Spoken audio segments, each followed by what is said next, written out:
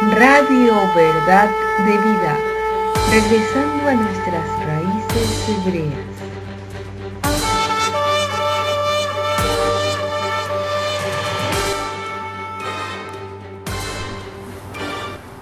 Bueno, Shabbat Shalom para todos los hermanos que nos escuchan en este hermoso Shabbat, en varios lugares, ya en la ciudad de Guayaquil, allá en el Ecuador. Después, periferidamente, sabemos también que muchos nos van a escuchar acá en los Estados Unidos, en Colombia, bueno, en tantas partes del mundo. De verdad que es un privilegio poder disfrutar de un Shabbat más, un día más de reposo que nos regala el Eterno para venir y descargar todas nuestras situaciones, presentártelas y ponérselas a sus pies, a nuestra mejor Yeshua, y pedirle esa ayuda que tanto necesitamos, olvidarnos de todas las situaciones y tratar por lo menos este día de tener paz y tranquilidad, ya que pues desafortunadamente este sistema nos oprime, este sistema cada vez busca entristecernos más de una o de otra manera, muchas veces utilizando la parte económica, muchas veces aún nuestra misma salud. Pero bueno, bendito sea nuestro Padre Celestial que prometió estar con nosotros y Él es quien tiene la misericordia para cada uno de nosotros. Estamos muy contentos, hermano Marcelo, de poder estar un Shabbat más. Venimos tratando temas bien interesantes como es la vida de nuestro amado Yeshua, en cuanto a la parte humana, en cuanto a la parte histórica. Venimos pues tocando temas que son importantes, que los tengamos muy presentes, ya que pues muchas situaciones se presentan cuando tratan como de inventar en algunas religiones que él en su vida de adolescente a la madurez estuvo por allá en la China, en el África, y pues se ha dado cuenta en los Shabbat por medio de los estudios pues, de que eso es totalmente falso, de que eso no es verdadero, de que él tuvo una adolescencia, él tuvo una juventud normal, la vivió en Nazaret, y por la misma escritura nos lo declara, la misma escritura es quien nos lo enseña, tuvo una profesión, no sabemos si exactamente fue en la carpintería, pero parece que tiene que ver con algo de esas artes.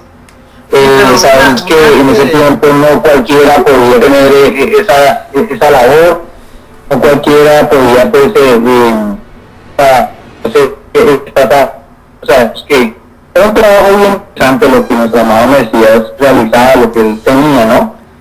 Pues bueno, Marco, yo pienso que podríamos seguir continuando pues con parte de la historia de él, con parte de algunos temas que pues se irán presentando conforme el Eterno pues nos vaya mostrando en este maravilloso programa. Adelante, hermano Marcelo, que les doy saludos a los hermanos que nos escuchan. Shabbat Shalom, hermanos, qué bendición estar otro Shabbat con ustedes por la misericordia del Eterno. Sí, los temas son súper interesantes, nos ha dado mucho gusto, hemos aprendido bastante también por las preguntas que nos han llegado después del programa de la semana antepasada, porque la semana anterior por cuestiones de viajes, de trabajo, nos cogió el Shabbat en una ciudad fuera de Guayaquil y los equipos y no se facilitaba por el internet la situación. Bueno, en todo caso aquí estamos y en el mismo espíritu tratando de conocer esta parte histórica, porque sí estamos acostumbrados a que nos cuenten las escrituras, lo vemos de una parte a veces muy hermosa, vemos la maravilla del Eterno, cómo ha ido repitiendo sus historias, cómo el Eterno ha programado el regreso de las 10 tribus y la unión con la casa de Judá, la restauración. Pero hay una parte histórica.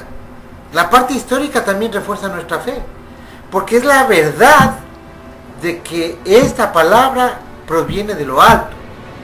Tenemos que estar conscientes de la situación real del Mesías. Él fue una persona, un ser que no estamos hablando del origen, del nacimiento divino que tiene Yeshua, milagroso, del poder del Eterno en el cuerpo de Miriam.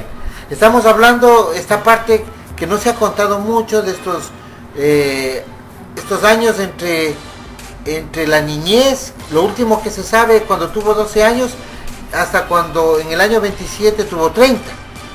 Él murió en el 33, en el año 30 ya tenía 33 años y medio. Entonces ya sabemos toda esa parte, los que estamos restaurados en las raíces hebreas, porque conocemos las fiestas, ya sabemos, pero sí debemos identificar, porque se infiltró dentro de la congregación y dentro de los grupos este conocimiento errado del unitarismo, del unicismo y de la Trinidad. Necesitamos nosotros aclarar estas cosas, necesitamos mostrar que Yeshua, el milagro de tener un rey, es porque viene de la línea de David, sin negar su parte divina preexistencial. Antes de ser Yeshua, él era un enviado del Eterno, era su brazo poderoso. Eso ya lo hemos deducido con las Escrituras. Las Escrituras se muestran claras, aunque no dan exactamente esa identidad, pero es claro porque atando los versos, haciendo el escudriñamiento de la Torá, sabemos que él estaba antes que Abraham. Obviamente él mismo lo dijo, pero la parte humana de Yeshua, su profesión, como él fue un hermano mayor, primogénito, tuvo más de 6 hermanos y hermanas, fue hijo de Miriam y fue un hijo descendiente de José por adopción, pero él realmente la condición de su nacimiento en la Sukkah, el año 3 antes de lo que se llamó antes de Cristo, porque es un mal conteo de las fechas. Él nació el año 3 antes de lo que se llama antes de Cristo, o sea, antes del año 0, y vemos que él tenía una parte vivencial de niño, de adolescente, de joven y de adulto. Y no podemos obviar que hubo algo que sí sabemos, que en ese lapso él adquirió una profesión, tuvo unas relaciones con amistades, llegó a amar mucho a Lázaro. Él tenía, tal vez dice carpintero ahí, pero la palabra en sí se refiere a un artesano de alto conocimiento, ¿no? de precisión. Hablemos de que tenía un grado de ingeniería en la época, porque no era lo mismo ser herrero, como hay una traducción del Shem Tov que dice el herrero, y ser un artesano, un ebanista o alguien que hace barcos. Entonces no podíamos asegurar que era específicamente cuál profesión, pero por la condición de él, de la lectura, la condición de él, de la historia como narra, que era una persona que ya sabía leer perfectamente, que tenía consideración en la sinagoga, de los ancianos de la sinagoga, por lo que le hacen tomar un libro. Debía haber tenido un buen testimonio bajo los requisitos y la estricta también regulaciones de la tradición de la casa de Judá, de los fariseos y rabinos de aquel entonces. Entonces, estoy haciendo más o menos un bosquejo de lo que se ha venido hablando, para que identifiquemos a ese ser que hoy existe, que está, que resucitó y que vendrá por nosotros. Adelante, Alejo. Y que no era la persona por el común del pueblo o pobre, porque es que hemos confundido esa parte de la humildad con la parte de la pobreza, ¿no? Y eso es lo que en muchos grupos mesiánicos tratan como de dar a entender muchas veces, de que porque el Mesías era humilde, entonces era pobretón, y que entonces todos tenemos que andar así pobreza y en tristeza, que porque eso es normal. Y esa mentalidad la tenemos que quitar, y que tenemos que quitar esa idea, porque de ninguna manera él era un personaje como tan pobre. Él tenía una economía bien organizada, pero como siempre hemos dicho, hermano Marcelo, yo siempre lo he presentado y lo he traído al presente. Por algo el Eterno permitió que le llevaran esos regalos, ¿no? Que le dieran los regalos que le entregaron a aquellos personajes que se presentaron ante él, que era oro, quién sabe qué cantidad de oro. Imagino que una muy buena cantidad de oro, porque te estaban trayendo oro nada más y nada menos que al hijo del rey del universo. Y ellos sabían, los que venían y se postraron ante él, sabían a quién estaban trayéndole esos regalos, que claro, mira, esos regalos no se los donaban únicamente a los reyes, hay una de tipo de regalos. Y no eran 3, era una caravana, porque nadie se atrevería a viajar en el desierto en 3 camellos cargados oro, incienso y mirra. Es como que hoy lleváramos una carga de altísimo valor solos por una carretera. Eso llama mucho la atención, porque habían los asaltantes, y en ese tiempo las caravanas tenían que ser muy numerosas para poderse defender, porque iba una cuadrilla de guardias. Además, no pueden haber viajado más de 1000 kilómetros saliendo con 2 años de anticipación a la llegada, porque ellos llegan ya cuando el Mesías ya está grandecido, ya está de más de un añito, ya llegaron ellos. Entonces, cuando ellos llegan, el hecho de tomar oro, incienso y mirra y atravesar semejante cantidad de kilómetros desde Caldea hasta donde encontraron al niño, ellos no podían venir con una cantidad pequeña de oro o sea, tú no puedes coger una moneda e ir a dejar una ofrenda de $1 en Quito, o irte a Washington con $10 a dejar. O sea, no es, o sea, vamos a la lógica. De ellos debían llevar una cantidad considerable de oro. ¿Y de dónde salía este oro? Bueno, estos caldeos eran rabinos, se llaman magis, lo que se tradujo como magos por el grecorromanismo. Ellos probablemente vienen de un entendimiento que tuvo Daniel. Hay una parte en el libro de Daniel que dice que no le fue permitido contar cierta historia que le dijo el ángel Gabriel. Entonces él fue en 3 reinos, con 3 imperios, con los babilonios, los persas y los medos. Él fue el segundo al mando, fue como decir el presidente, el primer ministro. Entonces era una persona que tenía una fortuna, y él vivió hasta anciano, porque él a los 80 años es cuando ingresa al foso de los leones. Él era un hombre anciano, las escrituras nos dan cuenta de eso. Él no regresó a Jerusalén, él se quedó en Babilonia. Entonces vemos que él era un hombre eunuco, porque fue castrado prácticamente cuando llegó de Jerusalén, y para poder habitar en el palacio, él tuvo que ser castrado con sus otros compañeros. Entonces él era un eunuco, no pudo haber tenido descendencia, él tenía una fortuna, y él sabía los tiempos y las fechas, él sabía cuándo tenían que escoger la señal en los cielos. Fue anticipado probablemente por el ángel Miguel, y él preparó ese oro, ese incienso y esa mirra, preparó para cuando venga la señal. Por eso es que salen los magis caldeos y dan el encuentro al niño. Entonces vemos que no era algo simple, y como tú mismo lo manifestabas, José tampoco podía irse al desierto cargado si llegaron en flotillas de camellos, en manadas y en grupos grandes de personas, no podía José, María y Yeshua, el niño Yeshua, ir para el desierto con todo ese cargamento. Tuvieron que haberle dejado probablemente en la casa de algún familiar, o escondido, como se debe haber solido tener en aquel tiempo algún bien.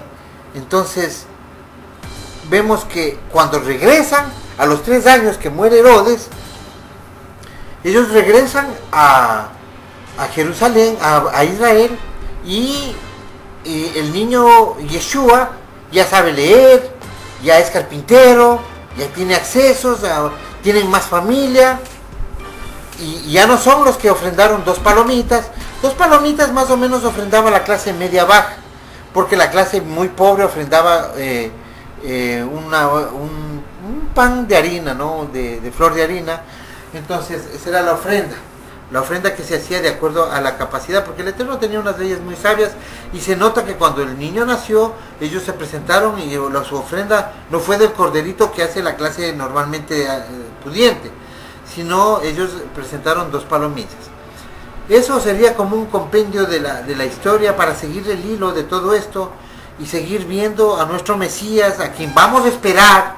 Él viene por nosotros, Él va a ser un rey justo, Él va a gobernar en equidad, la Torah va a ser nuestra constitución del milenio, y las cosas van a suceder porque el Eterno lo ha dicho, porque su palabra está de por medio y porque ya se ha cumplido el 90% de las cosas bíblicas, de las profecías, de las palabras del Eterno. Cuanto más tenemos que estar seguros de que ese ser que viene de la eternidad, ese va a ser el que nos liberte de toda esta vida de opresión, como al principio empezamos diciendo en este programa, de que tenemos nuestros sufrimientos y que llegamos al Shabbat un poquito cansados, alegres de que nos toca ya lo nuestro reposo, y estar en lo nuestro, en los negocios de nuestro Padre.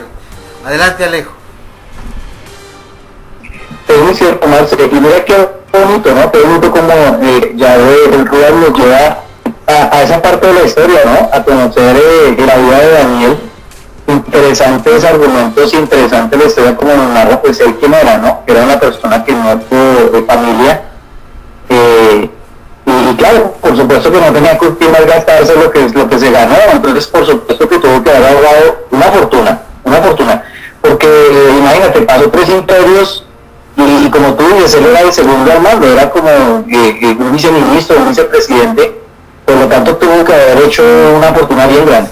Y más que el Eterno se lo tenía planificado, ¿no? Porque como el Eterno todo lo tiene planificado y lo sabe todo, entonces lo más que ese oro que estaban presentando el día que fueron a ver lo demás, que era de ese oro. Y no solamente fue oro, también había incienso y mirra, ¿no? Ahora otro detalle también importante en la parte del nacimiento del Mesías, es que cuando nace Yeshua, José y Miriam prácticamente que los cogió como que de sorpresa, porque pareciera que todavía no era como el tiempo de solamente, porque todo fue como planeado por el Eterno, o sea, definitivamente todo fue como el Eterno lo tenía planificado.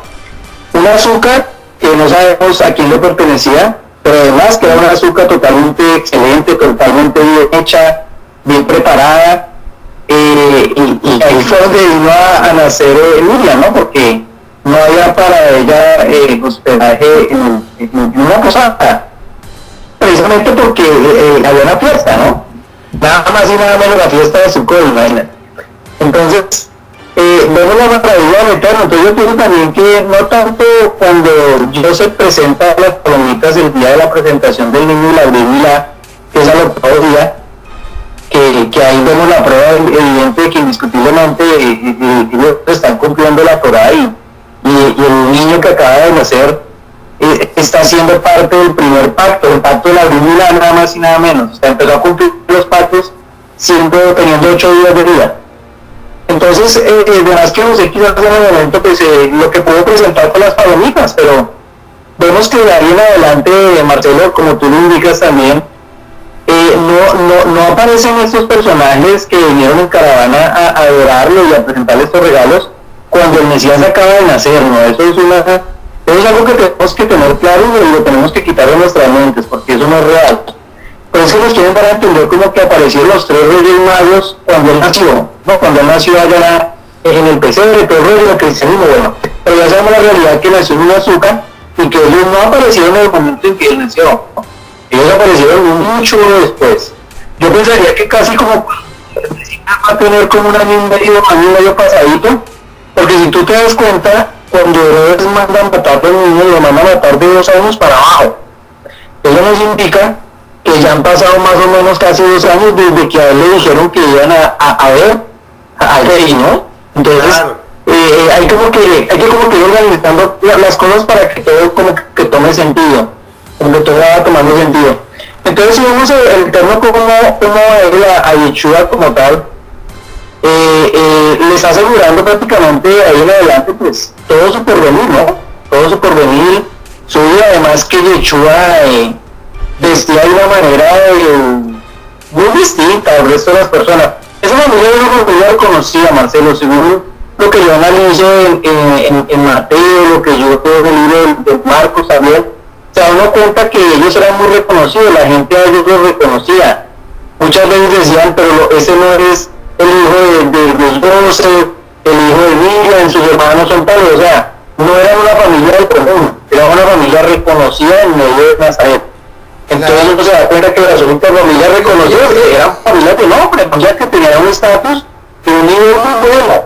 Entonces, y hay que no tomar en era cuenta, cualquier aparecido los estaban.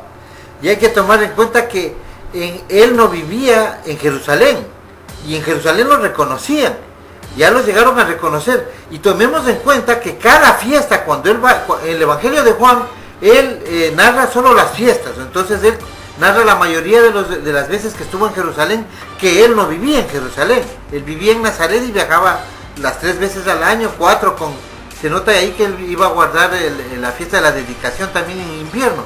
Pero nosotros lo que vemos es que él ya tiene un nombre, y algo que no hay que desconocer es que él podía haber tenido sus recursos, pero ellos tenían una manera de vivir en grupo, una organización del grupo de los apóstoles. Ellos eran un grupo como lo habían otros en ese tiempo. No era raro ver al maestro con los discípulos hasta el día de hoy. Es una cultura, la cultura hebrea, la cultura israelita de aquel tiempo, bajaban en esos grupos así con su rabino, viajaba a las fiestas. Entonces, ¿qué vemos ahí? Que también cuando él es llevado al madero, vemos que se peleaba un traje que no tenía costuras, y eso es un traje de sacerdote, es un traje muy costoso, y era un traje del diario de él. O sea, no estamos hablando de que obviamente para la fiesta debió haber guardado, como todos guardamos para la fiesta, un bonito traje, el mejor. Y no es que todos tenían muchas túnicas. Por eso es que la escritura hace un ejemplo de que no le quites la túnica a alguien, ¿no? Porque no puedes tomar en prenda, la Torá nos enseña que no puedes tomar en prenda la túnica de nadie, porque la gente no acostumbraba a tener un ropero, era con su túnica ahí lavando cuando puede. Entonces nosotros ¿qué vemos? Que los soldados romanos, que eran de una condición económica superior, obviamente al común de la gente en Nazaret, se peleaban por la túnica del Mesías, como estaba escrito en los Salmos, tenía que suceder eso. Pero ellos no se van a pelear por una túnica harapienta, ellos estaban sorteándose la túnica y no podían romperle porque era una túnica única que no tenía costura. Y además hablemos de niveles sociales. El soldado de aquel entonces era como cuando vinieron los españoles acá. La última clase de los españoles eran los chapetones, y eran más que cualquiera de los nacidos ya en América. Entonces, si vemos que cuando un imperio está allá, un soldado es un hombre de dignidad y respeto, es mucho más que podría ser un alcalde.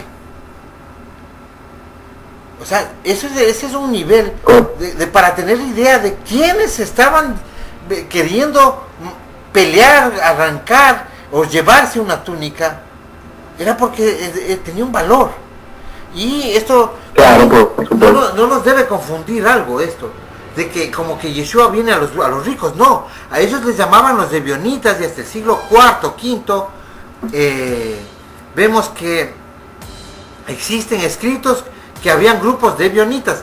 ¿Y por qué se los llama ebionitas? Porque practicaban mucho la humildad y practicaban mucho la repartición de los alimentos, la repartición de los bienes, convidaban con los pobres. Ser ebionita era ser, como decirte, humilde, sencillo, vivir pobremente. Ya, pero esa era una decisión de él. ¿Y por qué hace eso? ¿Por qué Pablo, cuando sale, también le toca padecer?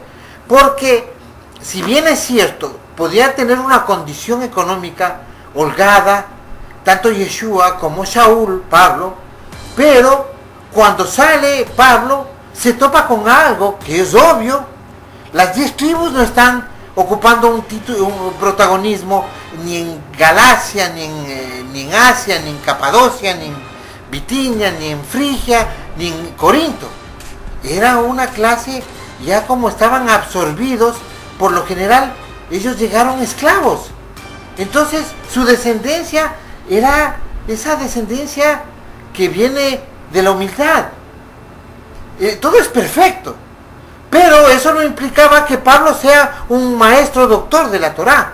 Creo que más entendido de él en su tiempo de la Torá no debe haber habido otra persona. Y eso estoy seguro, porque fue criado a los pies de una escuela rabínica, pero tuvo la enseñanza personal del Mesías. Pablo prácticamente es el que compila la enseñanza del Mesías para deducir ciertas normas apegadas a la Torá. Y nos da entendimiento de cómo entenderlas en la dispersión, como la vestimenta, como el atavío, como el velo, como la cobertura, como en la cena, cómo comer, porque Pablo empieza a enseñar a gente humilde, pobre, y por eso es lo que vemos en tremendas borracheras en un día de Pesa, en Corinto. Entonces debemos tener claro este concepto, este contexto, para poder idealizar lo que estamos leyendo, porque vamos a veces a las Biblias y pensamos que estamos leyendo un cuento de hadas. Y estamos leyendo el libro más maravilloso, más conservado, el libro que en medio de su intención de adulterarse fue preservado, porque el Eterno les encegueció a muchos y no tocaron las partes medulares, y se conserva la palabra para que en este tiempo ustedes y nosotros podamos entender ese contexto. Y si ustedes se dan cuenta, las partes que faltaban por conocer, con la tecnología, con el internet, ya las podemos identificar en los libros de Flavio Josefo, de Filo, de Alejandría, en los rollos del Mar Muerto, los libros restaurados de No, el libro de Haser, el Sefer Hayashar, los libros de crónicas de los jubileos. Tenemos la historia absolutamente completa. Y eso es lo maravilloso, lo que hace que ustedes y nosotros estemos hoy en este camino, creyendo hasta la médula de nuestros huesos de que nuestra salvación vendrá. Adelante. Pero por supuesto, Marcos, por supuesto que puedes tratar como tú lo narras, así tal cual son las cosas. O sea, es maravilloso porque hoy en día nosotros podríamos decir que sabemos más aún que los mismos profetas. Amén. Aunque todos los profetas que están en la escritura, que profetizaron tantas cosas, nosotros hoy en día prácticamente el Eterno ha puesto todo el conocimiento a nuestros pies, de todas las formas y de todas las maneras, y así tenía que ser. Así tenía que ser, porque todas las cosas tenían que ser puestas en evidencia en algún momento determinado. Y nosotros somos los bienaventurados, por eso yo a los hermanos les invito a que se fortalezcan, a que saquen fuerzas de donde no la tienen para seguir adelante, porque yo sé que la lucha en este momento es dura. Es duro lo que está pasando, es duro como este sistema, este gobierno puesto por el maligno en esta tierra nos está oprimiendo, nos está tratando de llevar al desespero y tocando nuestra economía, tocando nuestra salud, bueno, de tantas maneras, pero aquí no tenemos que tener esa fortaleza y esa fuerza y darnos cuenta y mirar los ejemplos, mirar cómo en la escritura los ejemplos son mostrados para nosotros, de todos aquellos que padecieron por causa del nombre de nuestro amado Mesías, por todos aquellos que padecieron por llevar la verdad del Eterno, los apedrearon, los mataron, los golpearon, los ultrajaron. ¿Cuántas cosas no vivieron los profetas? ¿Cuántas cosas no tuvieron que vivir los mal llamados discípulos? Y nosotros hoy tenemos la libertad, por lo menos, de estar aquí proclamando el nombre del Eterno sin que nadie nos esté hostigando. Por lo menos hoy en día todavía tenemos la libertad de estar llevando un mensaje, de estar llevando un conocimiento, de podernos reunir sin temor a que van a ir a apresarnos, a matarnos, hacemos tantas cosas. Entonces debemos sentirnos unos bienaventurados, porque sí, pasamos dificultades, el maligno es nuestro enemigo, y eso lo tenemos que tener claro que lo es, pero el Eterno está ahí siempre para nosotros, el Eterno siempre estará para darnos la mano, para darnos el auxilio, para protegernos. Nunca nos podemos olvidar que estamos en la azúcar de Él, que estamos como Job, protegidos por todas partes. Cuando caminamos en esta gran verdad, cuando luchamos por cumplir sus mandamientos, sus estatutos, ahí vemos la bendición del Eterno y su protección. Y eso es lo que nos da a nosotros esa fortaleza para poder ir adelante, hermano. ¿Verdad que tenemos que ir adelante? Y qué interesante lo que tú hablas con respecto a la vestimenta del Mesías, como aquellos personajes se disputaban aquella prenda y si disputaban la prenda de esta manera es porque eso no era cualquier trapo, o sea, esa prenda era una prenda de diseño, como decir hoy en día, una prenda de diseñador, de un diseñador X. Cualquier persona no se pone la ropa de un diseñador famoso, no. Se la ponen personas que tienen cómo comprar los diseños y cada uno hacer sus propios diseños y que aquellos diseñadores los fabriquen, los presenten.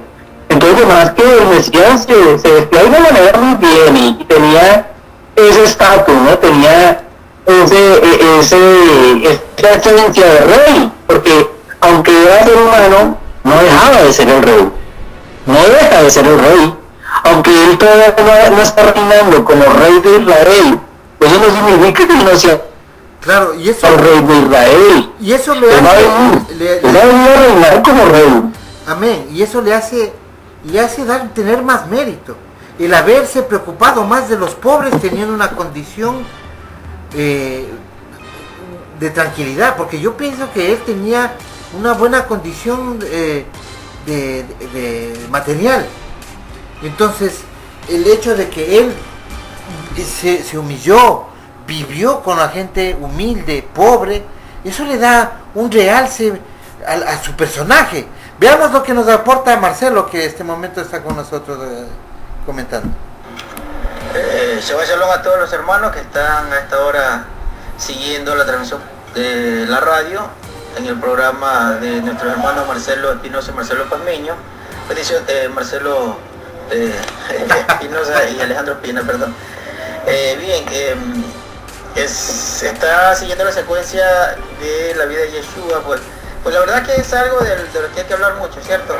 Es muy interesante y bueno, yo pienso que hay muchas cosas de pronto que, aunque se ha hablado, creemos que muchísimo, hay cosas que todavía no se han tratado. Por ejemplo, temas importantes como la forma en que su padre, Joseph, y Miriam, su madre, cumpliendo tácitamente con la Torá, fue presentado luego de los días de su purificación, a los 8 días en el templo, que el Malak le dio el Malak de Yahweh le dio el nombre de Yoshua, que conforme a todo lo establecido en Torá, es que él llevó su vida,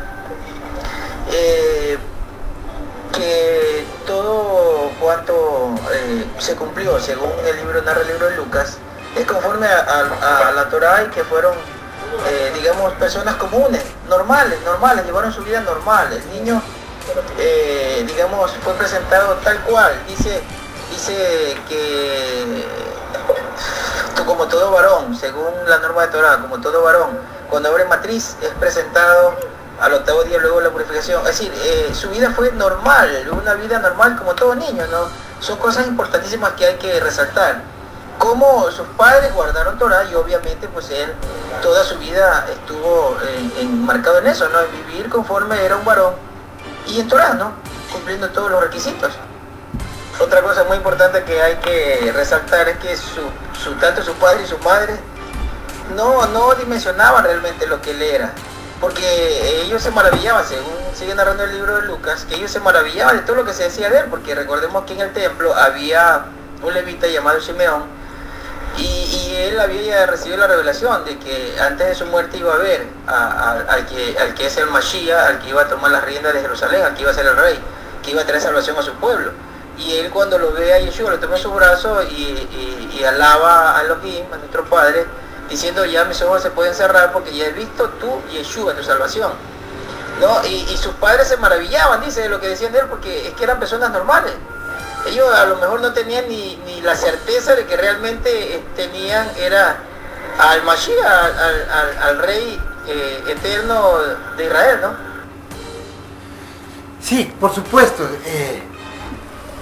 Obviamente que había ya una palabra, pero siempre sucede como sucede con nosotros mismos. Cuando pasa el tiempo, a veces tendemos otra vez a desesperanzarnos, a olvidarnos de la promesa, como le sucede a cualquier ser humano. Por eso es que el Eterno se glorifica en las tribulaciones. Y ahí es donde nosotros podemos entender por qué una persona que no tiene problemas se aleja del Eterno. No sé qué opinas tú, Alejo. Totalmente de acuerdo. muy interesante lo que Marcelo nos narró cuando al principio dice, por supuesto que él era normal, ¿no? Y aunque quizás él era rico, aunque quizás de hecho tenía una economía muy excelente, no era un rico ostentoso y chicanero, como decimos en Colombia, o sea, no era un rico humillativo, no era una persona que porque tenía y sabía quién era, entonces la pasaba humillando a todas las personas y mostrándose, no, era ese tipo de rico que a mí me gusta, porque yo conozco ese tipo de personas ricas que pareciera que no son ricos, hermano, porque son personas tan distintas, son personas que no son aferradas al dinero, a los bienes materiales, a las cosas de este mundo, sino son personas que viven su vida en tranquilidad y de una manera lo expresan. Y yo pienso que el Mesías lo expresaba de esa manera, él sabía quién era y lo que tenía, pero él no venía a humillar a nadie, ni a ser ostentoso, ni a mostrarse quién sabe cómo, no, por el contrario. Él venía a predicarle al pueblo, él le habló al pueblo, el pueblo lo escuchó, el pueblo lo aceptó porque dice que eran miles los que lo seguían, no eran 10 o 15 por ahí, no, eran miles los que se congregaban para escucharlo, o sea, era un personaje que estaba hablando, era una persona bien interesante lo que se paraba y hablaba, y por eso atraía tantas multitudes, por eso tanta gente venía a escucharlo. Claro, y entonces uno sí, sigue. Entonces se nota eso, ¿no, Marcio? No, sigue nomás, Alejo, que acaba No, pues se nota eso, que indiscutiblemente que hay muchas personas que tienen mucho dinero y muchas cosas, pero no son personas orgullosas, no son personas ostentosas, no son personas que están haciéndole daño a las personas, sino por el contrario, son personas, y te pongo un ejemplo muy notorio que aparece en los Hechos de los Apóstoles. Cornelio era un personaje, y era un personaje que tenía una economía muy buena, extremadamente buena, porque no era cualquier soldado, ¿no? Cornelio era un personaje que tenía un cargo alto en el ejército, y un personaje con un cargo alto tenía un sueldo muy bueno. ¿Y qué dice la escritura de él? Para cuando los hermanos tengan tiempo lo lean. Les recomiendo que se lean todo el capítulo de Hechos de los Apóstoles, el 10 y el 11. Y mira que tocando este tema, hablando de Cornelio y de su economía, mira como Arangue se le aparece al mediodía a Cornelio y le dice que sus ofrendas y lo que él ha hecho por la gente pobre, sus obras, han llegado ante la presencia del Eterno. O sea que él tenía un corazón hermoso, tenía un corazón de bondad, un corazón como debemos tener todos nosotros. Aún en este tiempo, las personas a las que el Eterno los quiera prosperar, bendecir en este tiempo, tenemos que tener un corazón bondadoso y ayudarnos los unos a los otros, porque es que de eso es que se trata. Y mira qué interesante, que los hechos de él, de Cornelio, fueron los que llegaron ante la presencia de nuestro Padre Celestial, sus obras, lo que él hacía. Entonces qué interesante, y viene la visión entonces para Kefa, que precisamente esa semana, Marcelo, y será muy bueno de pronto aquí hacer un paréntesis y hablamos un poquito de lo que significa la visión, de lo que Kefa vio cuando la voz le habló y le dijo mata y come, porque pues hay que recordar a los hermanos, ¿no? Que no es que en ese momento cuando la voz le dice no ya no siguiendo lo que ya va limpiado, está hablando de que ya sacrificó los animales inmundos, o sea, de ninguna manera, simplemente Kefa entendió que el Eterno le estaba hablando de seres humanos que ya habían sido limpios, y le está hablando de esos gentiles, ¿no? De esa gentilidad que estaba de que iba a venir. De más que Cornelio es parte de las 10 tribus de Israel, no lo sabemos, o puede ser un gentil, eso no lo sabemos, pero lo que sí sabemos es que hacía mejores obras que aún una propia persona judía que supuestamente tenía la Torah y tenía todo el conocimiento, y sus obras eran totalmente alejadas del Eterno. Entonces sí sería bueno, Marce, de pronto tú también que tienes un poco más de cancha en esta parte de la visión que tuvo Kefa y de lo que sucedió, pues le damos a los hermanos también esa idea clara, ¿no? Porque tú sabes que hay muchos grupos que se levantan para desvirtuar y decir que no, ya el Eterno santificó todos los alimentos, comamos chancho y de todo porque ya todo está limpio. Y eso no es así. Adelante, Marce. Sí, vamos a escuchar a Marcelo, un aporte. Sí, claro, y todo lo que están enseñando los dos hermanos, tanto Marcelo como Alejandro, pues tiene mucha claridad, ¿no? Ahora nosotros podemos ver de forma diferente todo ese misterio que envolvía al Mesías, ¿no? Por ejemplo, el tema de que ellos decían se echaban suerte con sus ropas, claro. tenemos que recordar porque él era de familia real. Y si era de familia real, el distintivo en usos y costumbres que hemos estudiado en cuanto a la clasificación de las clases sociales era precisamente por la ropa, ¿no?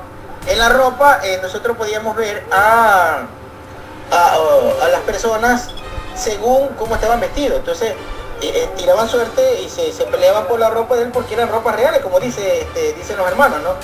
Claro, él provenía de una familia real, que eso es lo importante. Y otra cosa es como un gobernante, en este caso, o un rey, como era Yeshua ya ungido para rey desde su nacimiento, es el que tiene que velar por el pobre, ¿no? Un rey que es el poderoso, el que tiene, digamos, todo a sus pies, todo el reino a sus pies, es el que tiene que velar por el pobre. Y eso es algo que no se ve comúnmente en la gente que no tiene justicia, que no tiene Torah. Eso es algo que hay que resaltar y es muy importante que lo estudiemos y que lo analicemos también.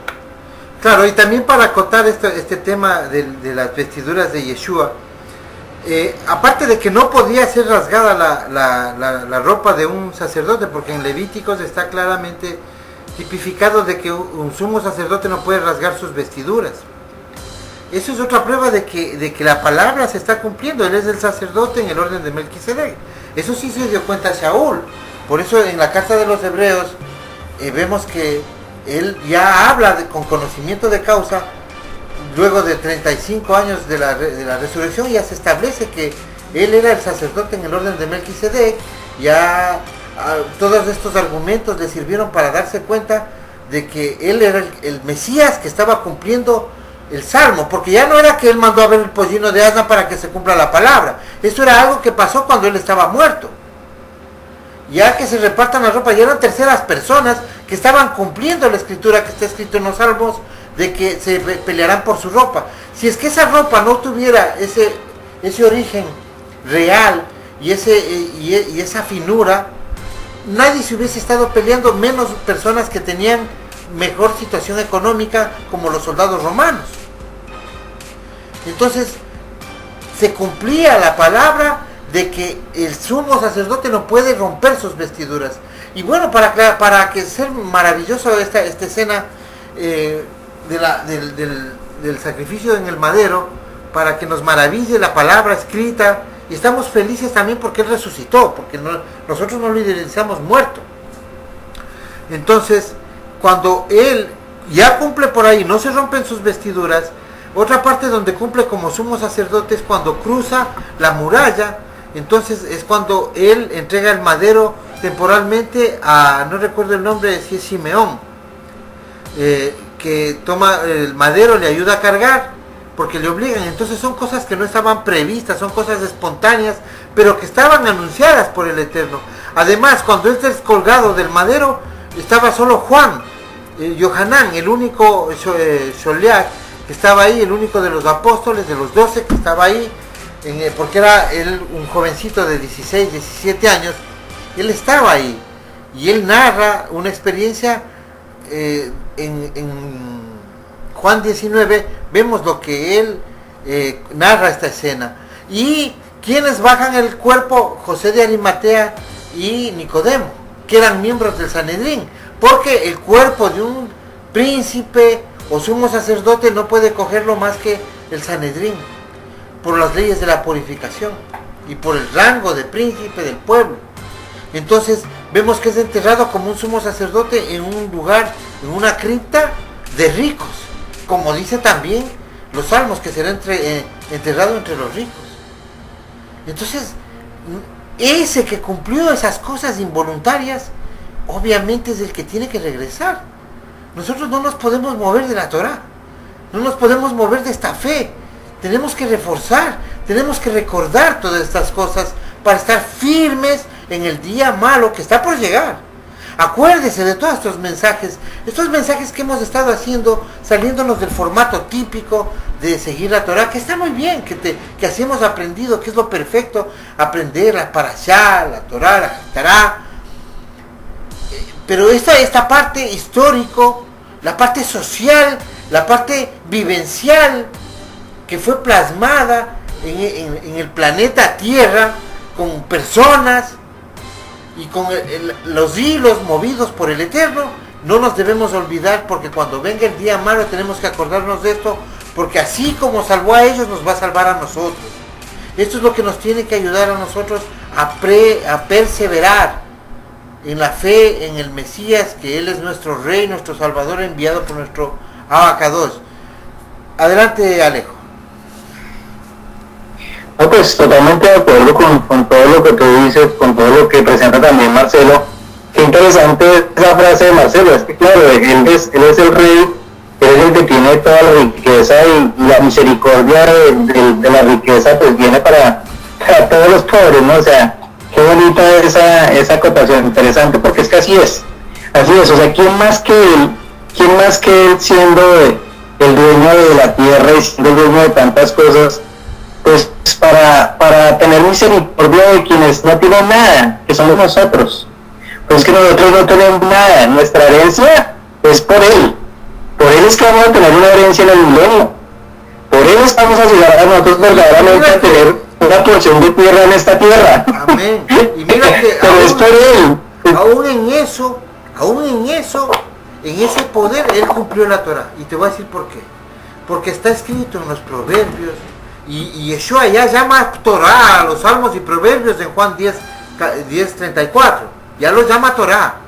Entonces vemos que Él estaba cumpliendo eso que está escrito en la Torah, que dice que cuando a un rey le es dado poder de lo alto para gobernar, se acuerde primero de los pobres. Y eso es lo que hoy no ha hecho el mundo, no han hecho los Illuminati, no hacen los gobiernos de turno. A veces la gente nos critica porque nosotros buscamos, si tenemos que votar o apoyar a alguien en este mundo secular, siempre buscamos personas que vayan por el camino de la izquierda, que es lo más parecido un poquito a la observancia de las necesidades de los pobres. Eso es una cuestión personal, pero es lo que más se asemeja. No podemos ser políticos al 100%, pero realmente la Torah nos lleva a tener un lineamiento para poder tener un medio aquí dentro del cautiverio mismo, que tengamos algo de shalom, un poco de shalom, porque es una promesa del Eterno que dentro de Babilonia nos iba a dar paz. Y nosotros vemos que Yeshua, a pesar de quien era, de esas vestiduras reales, a pesar de haber recibido oro, incienso, mirra, a pesar de ser un erudito de la Torá, un personaje que ya tenía una vida más holgada, que se dedicó a vivir con los pobres, se dedicó a los pobres, a sanar a los pobres, porque es un mandato de la Torá. Es un mandato de la Torá que el rey tiene que preocuparse primero de los más necesitados. O sea, vemos hasta en eso cumplir a rajatabla la Torá nuestro Yeshua. Adelante, Ale. Y a rajatabla al extremo, porque si tú te das cuenta, él le lava los pies a sus talmidim. Amén, claro. Y aún queja cuando le va a hacer eso, le dice, ay, no, maestro, ¿cómo me ocurre que tú vas a hacer eso? Entonces él dice, bueno, pues si no me dejas que lo haga, entonces tú no tienes parte conmigo. Entonces Kefa le responde, no, entonces llámame completo. O sea, qué bonito ese escenario, ¿no? De ver quién era él, el rey, y mira lo que el rey está haciendo. O sea, el ejemplo que nos está dando a nosotros, ¿no? A todos nosotros, y el ejemplo que en ese momento le dio a sus discípulos de cómo tenían que ser las cosas, y hasta dónde tenía que llegar el amor, ¿no? Siempre el amor al prójimo, y siempre el reflejo de esa parte. Es como uno lo decía, complemento de toda la Torá, el amar a Yahweh y el amar al prójimo. Ahí está toda la Torá reunida. Y siempre en el amor se refleja esa parte, ¿no? El ayudar, el servir, pero el servir con amor. Entonces, muy interesante, ¿no? Muy interesante, Marcel, tema muy interesante, cómo el Eterno pues, nos va presentando en el transcurso del programa cada situación, cada tema. Y todo, pues volvemos siempre a lo mismo, ¿no? Volvemos siempre a la vida del Mesías, un ser humano, como un hombre como nosotros, que lloró, porque la escritura narra que lloró, que tuvo momentos felices, que tuvo momentos donde compartió con sus discípulos. Aún si tú te das cuenta, después de que ella se había levantado entre los muertos, él viene y comparte nuevamente con ellos, porque se les aparece y come con ellos. O sea, sigue siendo ese ser, se levanta entre los muertos, y no se levanta entre los muertos en un cuerpo teofánico, en un fantasma. Él se está levantando entre los muertos con su cuerpo. Su cuerpo está siendo glorificado. Ahora tenemos un misterio que no sabemos todavía cómo será ese cuerpo glorioso, pero el Eterno en algún momento cuando lo tengamos lo entenderemos, o quizás antes, como sea, pero ahí nos muestra la prueba que cuando Él se presenta a ellos, Él les muestra sus heridas, y aún les muestra tomar sus manos. Entonces, hay algo muy interesante ahí, y ese mismo cuerpo es en el que va a aparecer. Por eso es que siempre nos hemos dicho que Yeshua está acá, está en esta dimensión, está en esta parte celestial. No sabemos exactamente dónde puede estar allá en esta Jerusalén celestial, no lo sabemos. Es muy probable que esté ahí, aguardando para cuando regrese. De más que sí. Pero bueno, de que está con nosotros en alguna dimensión de estos cielos, de esta parte que nosotros no vemos, no entendemos. Pero Él está ahí. Y estará presto para nosotros cada vez que invoquemos su nombre, porque así lo dijo, y yo le creo. Y yo sé que así es, Marx. Sí, y además, la Nueva Jerusalén cumple con lo que se dice que Él está a la diestra del Eterno. Y como está con cuerpo, debe estar, y está preparando moradas, y vemos que las moradas al final del milenio, bajan unas moradas que tienen cada una puerta, que son para las 12 tribus de Israel, unas moradas gigantescas de 2000 kilómetros, un cubo perfecto. Entonces vemos que Él puede estar preparando esas moradas, y dice que dentro de la Nueva Jerusalén no hay luz, no se necesita luz, porque la luz es del Padre y del Cordero. Entonces ahí están juntos el Padre, la Shekinah del Padre y el Cordero. Si en algún lugar la gente quiere idealizar el cielo, entonces ¿cómo puede ser que la Shekinah, la gloria del Eterno y el Cordero estén juntas? Es en la Nueva Jerusalén, porque las Escrituras lo dicen. La gente quiere fantasear con lo que no conoce. Tomemos lo que tenemos, poco o mucho, porque también el Eterno no nos puede dar más, porque nuestra mente no es capaz de más, ni tampoco la ciencia va a llegar al punto de definir esto. ¿Por qué? Porque ya viene el Mesías, y ahí sabremos lo que nos falte por saber. Y aún así nos faltará mucho, porque tenemos una eternidad para ir aprendiendo. Si es que nosotros no vamos a ir aprendiendo en la eternidad, eso se tornaría aburrido, que lo sepamos todo en un minuto. En el milenio, ¿no? En el milenio, cuando Yeshua está arriba, ¿verdad? Pues todos aquellos que estemos ahí conforme a su infinita misericordia, pues estaremos aprendiendo, hermano Marcelo, porque nosotros de verdad que sabemos muy poquito, cada nos falta muchísimas cosas, poder comprenderlas, poder entenderlas. Y eso lo entenderemos cuando estemos con Él. Él mismo lo dijo, el mismo Yeshua lo dijo. Hay cosas que ustedes hoy no comprenden, pero las comprenderán más adelante. Y así será quizás cuando ya estemos ante Él, con Él, y Él sea que nos enseñe, porque siempre nos estará enseñando. Él siempre será nuestro maestro. Y siempre será nuestro Mesías. Siempre sabrá más que nosotros. Nunca podremos llegar al conocimiento de Él, porque nos volveríamos Elohim. Entonces, correctamente. Él siempre tendrá algo que enseñarnos, y esa es una razón para vivir eternamente. ¿No te parece? Tendremos otros gustos. Pues es una razón muy grande. Pienso que es una de las razones más grandes, y tiene que ser la esperanza para cada uno de nosotros, para cada uno de los hermanos que nos escuchan. Y como lo repetimos, no sé, el Eterno quiso que habláramos de eso, de esas aflicciones que vivimos, de esas tristezas, de esas amarguras que a veces nos hacen bajar como la nota, pero ahí está la esperanza nuestra. ¿Qué más esperanza que esa? Que luchar por una vida eterna, luchar por una vida donde vamos a estar junto al Mesías, viviendo un mundo de verdad, de equidad, de justicia. Nuestros ojos lo verán, veremos cómo verdaderamente la Torá dará todo el fruto que ha de dar a lo máximo, porque en el tiempo del milenio es donde vamos a ver prácticamente reflejada la Torá en su plenitud, y todo será color de rosa, Marcelo, todo será color de rosa, todo será conforme a la misericordia de nuestro Padre Celestial, y todo será casi que perfecto. Esta tierra será purificada, todas las cosas serán de otra manera. El Mesías solamente es el único que le puede poner orden a esto, Marcelo. A veces muchas veces las personas, no, que se demore el Mesías, que todo se demore. Y yo diría que no, hermano, que se apresure. Claro. Que se apresure porque si estos días no son acortados por causa de los que le pertenecemos, hermano, entonces no nos vamos a salvar ninguno. Porque se nos van a acabar la fuerza.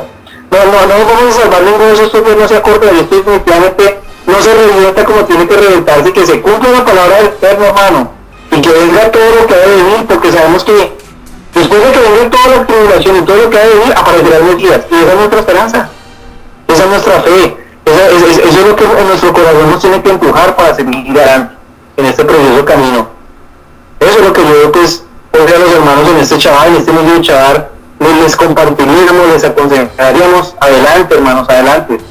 Que la meta está cerca. Nosotros sí podemos decir, Marcelo, que somos aquí seres humanos de toda la humanidad que ha vivido hasta el son de hoy, casi 6.000 y algo de años, hermanos, que podemos decir que estamos cerca a recibir esa gran meta, esa gran victoria que tantos anhelaron y no alcanzaron. Y somos bienaventurados porque vamos a estar en la época más importante, interesante de toda la creación, que es cuando el Eterno vuelve a tomar control del universo desde hace más de 13.000, de más de 5.000 millones de años que tiene la Tierra. O sea, por eso es lo que se juzga a Hasatán, por haber corrompido el cosmos, la Tierra. Y por eso es lo que vemos que ángeles caídos pululan en el firmamento, en el espacio exterior. Entonces, cuando venga la redención, cuando venga la restauración, cuando venga el Mesías a gobernar la tierra, no solamente va a poner en orden al reino de sacerdotes y gente justa, sino que va a poner en orden el cosmos, el universo. Estará sometido a él y a sus malajim, que ya serían también sus escogidos, sus resucitados. Entonces yo con esto también quisiera despedirme e invitarles mañana al estudio de los hermanos en la congregación. Estaremos transmitiendo por Facebook y por la radio. Y Alejo, tú unas palabras para los hermanos. Pues Marcelo, yo pensaría que qué hermoso chaval, ¿no? O sea, qué hermoso como el Eterno nos permite compartir en este inicio de Shabbat. De verdad que nos faltan es horas para poder seguir hablando tantas maravillas de nuestro amado Mesías, de nuestro amado Yeshua. Pero bueno, esto es lo que el Eterno nos ha dado en esta noche. Le damos gracias por su palabra, gracias por permitirnos compartir en este Shabbat con todos los hermanos. Y hermanos, que nuestra esperanza siempre está puesta en nuestro amado Yeshua. Y que nuestro clamor y nuestras lágrimas sean prestadas siempre a nuestro amado Yahvé, porque en él estamos, hermanos, humanos. Créanme que no nos vamos a salir. Yo les estoy deseando a todos los hermanos que vienen para mí, shalom, pues mañana a las 11:30 estaremos escuchando a nuestro hermano Freddy, a nuestro hermano Marcelo, en la enseñanza de la mañana del Shabbat. Un abrazo para todos, hermanos. Shalom. Bueno, shalom, hermanos. Marcelo, no sé si tiene algo que acotarnos. A ver, sí, ahí está mandándonos un mensaje Marcelo. Quedan todos cordialmente invitados, hermanos. Deben estar seguros, firmes, tranquilos, de que ustedes están gozando de la libertad que da el conocimiento, de la libertad de salir de la esclavitud de los sistemas religiosos, y debemos de estar contentos y conformes y extrañados, porque no somos nada para que el Eterno haya puesto su mirada en nosotros en una pequeña manada. Adelante, Marcelo. Bueno, tantas cosas, ¿no? Que salen en el programa. Algunos dirán, pero es que se van a un lado y luego se van a otro lado y no siguen una misma línea o el mismo derrotero. Pero es que lo que pasa, hermanos, es que hay tantas cosas que salen, que merecen ser tratadas, ¿no? Alejandro se fue por el tema de Pedro, la visión, el tema del milenio, pero que todo está relacionado a Yeshua. Todo está relacionado a Yeshua. Ese tema, por ejemplo, me impresiona mucho, ¿no? Hoy me impresiona mucho el tema que a Alejandro también le gustó, escuché que le gustó a Alejandro porque pues Yeshua, siendo de familia real, ¿no?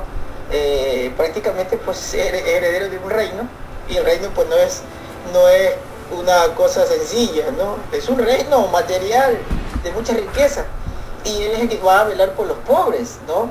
Eso es increíble que no se cumple en quienes no guardan Torah realmente, ¿no? Ustedes ven a Marcelo Obrero, los gobernantes, los políticos, imagínense, está lejos de ellos eso. Pero otra cosa importante, mire, ¿por qué José de Arimatea, por ejemplo, era amigo de Yeshua? José de Arimatea, el que lo sepultó, el que pidió a Pilato el cuerpo para sepultarlo, en un lugar separado para gente importante rica. José de Arimatea era un consejero, y José de Arimatea era un noble, un hombre rico, y era amigo personal de Yeshua.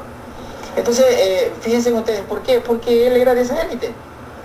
No, yo escuché por ahí a un teólogo, un historiador, que decía que Yeshua había sido un carpintero, un hombre sencillo, de clase media para abajo, pero eso no puede ser, ¿sabe por qué? Porque un salmo dice que en su muerte él estará con los nobles, ¿no? Entre los nobles, entre los ricos, ¿no? Entre los notables, y va a ser su sepultura. Entonces, nosotros los que hemos estudiado Torah, los que hemos estudiado usos y costumbres, sabemos de qué se trata eso. Se trata de que él tenía un estirpe de rey, al igual que Abraham. Por eso Abraham incluso tenía su propia sepultura, la de su familia, la de sus hijos, porque eran nobles, porque eran príncipes. Entonces eso es importantísimo, ¿no? El rol de Yeshua.